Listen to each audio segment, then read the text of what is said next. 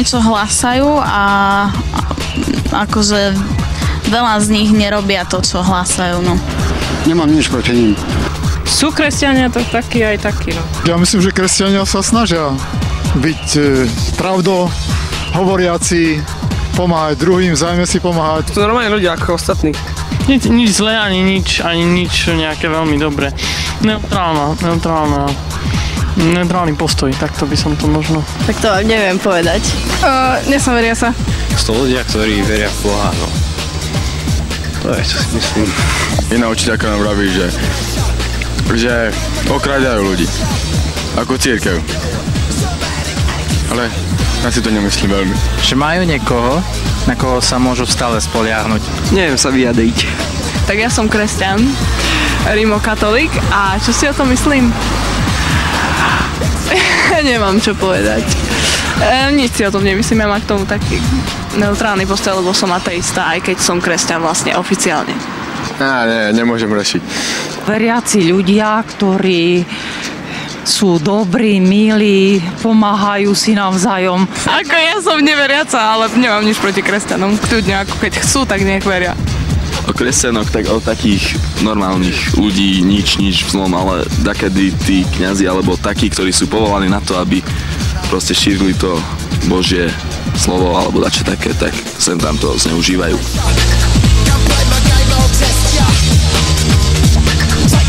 Nemám rada cirkev a tie veci okolo toho. Sú férovi, nie? Chodia spolu do tých kostolov, do tých komunít a navzájom si pomáhajú. Náboženstve je veľa, teraz každé má svoju cestu, by som povedal, svoju ideológiu, takže z toho treba vychádzať. Keď sú veľmi náboženské, tak keď to veľmi preháňajú, tak toto sa mi nepáči, keď to až veľmi preháňajú. To není dobré, mne sa nepáči, keď napríklad niekto pôjde do kostola a ako náhle z neho vyjde, už robí hriechy a pritom sa bol vyspovedať. To, že v niečo veria. A uznávajú to teda. Sú ako každý iný, hej, takže... Mne sa páči, keď sa niekto snaží podľa toho žiť, keď už povie, že som kresťan. A keď nežije, tak potom to tak aj vyzerá. Mne je to jedno. Jak si oni žijú. Nech si žijú svoj život. Sa mi páči, keď to niekto aj dodržuje tie zásady a nepáči sa mi tí, ktorí proste chodia do kostola, ale pritom vôbec tak nežijú. Že vlastne ako niekedy si robia ako divadlo, akože z toho kresťanstva. A čo sa mi páči, že vlastne keď je kresťan úprimný, tak vlastne je to na ňom aj vidno, aj vo v tých vzťahoch, že sa môžu na neho spoliahnuť. Keď si dávajú kňazi bokom tie príspevky a také veci, tak to je jasné.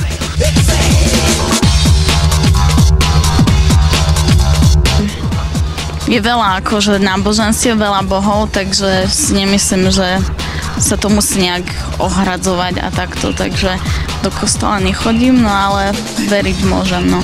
A keď sa hovorí, že Boh je láska, tak lásku verím. Bol dobrý človek. Umrel za nás, 33 ročný.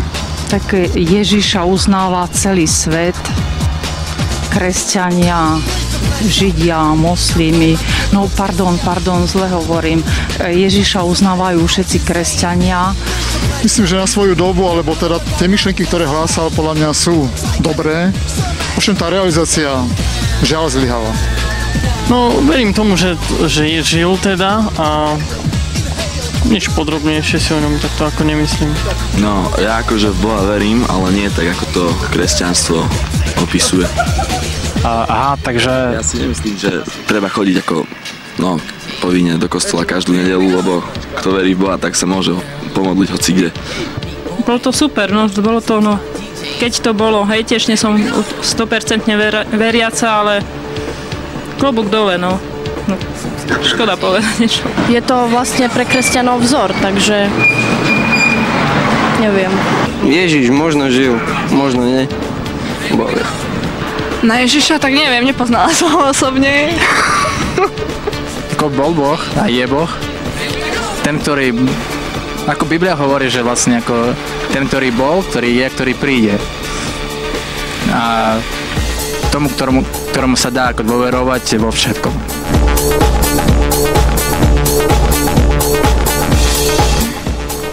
No môže, aj nemusí. Neviem, no ja mám aj akože z detstva také skúsenosti, že s tým, keď som chodila na spovede proste, že sa ma tam pýtali na neviem aké erotické veci, a to som bola ešte dieťa, a potom proste veľa kňazov, alebo si myslím, že už bolo aj také, že proste zneužívajú deti a neviem čo, tak proste si myslím, že nie je to úplne čisté, no. Rozrešenie, keď umrem. No a mne ako jednoduchému človeku nič nemôžu dať. Ani mi nikdy nič nedali, ani nič od nich nečakám. Ja neviem, vám dali niečo? Neviem, Božie telo, krv. Tak možno nejaký smer, alebo nejaké lepšie postoje na nejaké otázky, alebo takto. Tam sú dobré zásady. Len sa ich treba držať. Ak kto to nevie, radšej nech sa k tomu nehlasí. Vlastne vieru v toho Boha a Ježiša Krista, no. Konkrétne. Neviem, lebo ja nie som veriaci. To záleží aj na jednotlivcovi, akože čo si zoberie.